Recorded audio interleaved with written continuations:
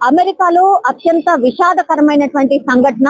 ఎందుకంటే ఇద్దరు మన తెలంగాణ అమ్మాయిలు, దట్టు మహబూబాబాద్ జిల్లాకు సంబంధించిన అమ్మాయిలు, పల్లెటూరులో వాళ్ళ తల్లిదండ్రులు ఉంటారు.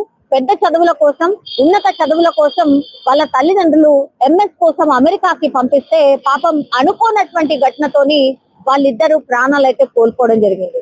యాక్చువల్లీ అక్కడ వాళ్ళు వాళ్ళ ఫ్రెండ్స్ తో కలిసి ఒక 28 మంది మొత్తం ఒక టూర్ లాగా వెళ్తూ ఉన్నటువంటి సమయంలో ఈ ట్రూప్ లో ఉన్నటువంటి 3-4 కార్లలో వీళ్ళందరూ కలిసి ఒక టూర్ కని వెళ్తున్నటువంటి టైంలోనే అనుకోకుండా మరి ఏం జరిగిందో తెలియదు కానీ వాళ్ళు ప్రయాణిస్తున్నటువంటి, వాళ్ళు కూర్చున్నటువంటి కార్ ఏదైతే ఉందో పూర్తిగా లోయలో పడిపోయింది. ఆ లోయలో పడిపోయినటువంటి సందర్భంలోనే వీళ్ళిద్దరు అమ్మాయిలు, ఒక అమ్మాయి పేరు వచ్చేసి మేఘన, ఇంకొక అమ్మాయి పేరు వచ్చేసి భావన. వీళ్ళకు కేవలం 25-24 సంవత్సరాలు మాత్రమే.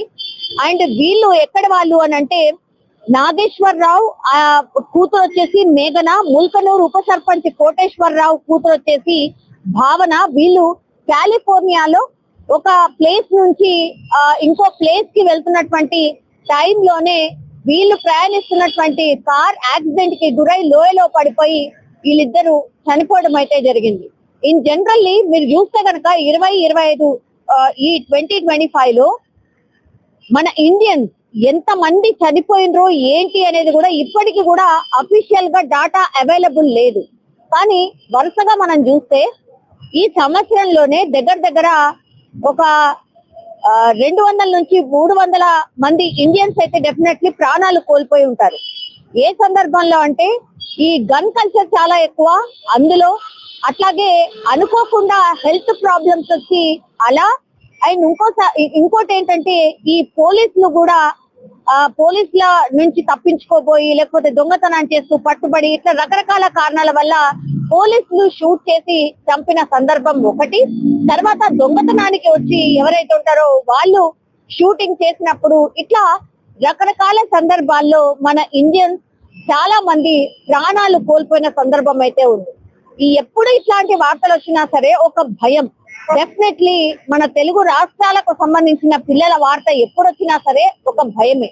ఈ మధ్య కాలంలో అయితే చాలా మంది మన వాళ్ళు జాబ్స్ పోయి లే ఆఫ్స్ అయి చాలా మంది ఇబ్బంది పడుతున్నారు. ఒకటి, అక్కడి నుంచి ఇటు వచ్చేస్తున్న వాళ్ళు చాలా మంది ఉన్నారు. ఇటు నుంచి అటు వెళ్దామంటే ఛాన్స్ లేకుండా పోయింది. H1B వీసా ఏమైతుందో తెలియదు. అండ్ అసలు వీసా ఏ రకంగా అయినా ఉండదు, అవుతుందా అని అంటే చాలా చాలా కష్టము అనేదే ఈ మధ్య కాలంలో మనం వింటూ ఉన్నాం. సో అమెరికా అంటేనే ఒకలాంటి భయం అయిపోయింది. గతంలో అమెరికా అంటే అమెరికాకి క్యాంపింగ్ అయిందంటే లైఫ్ సెట్ అయిపోయింది అనుకునేవాళ్ళు. కానీ అమ్మో అమెరికానా అనే దాకా మన పరిస్థితి అయితే వచ్చింది. ఇది అఫ్ కోర్స్ అనుకోనటువంటి సంఘటన.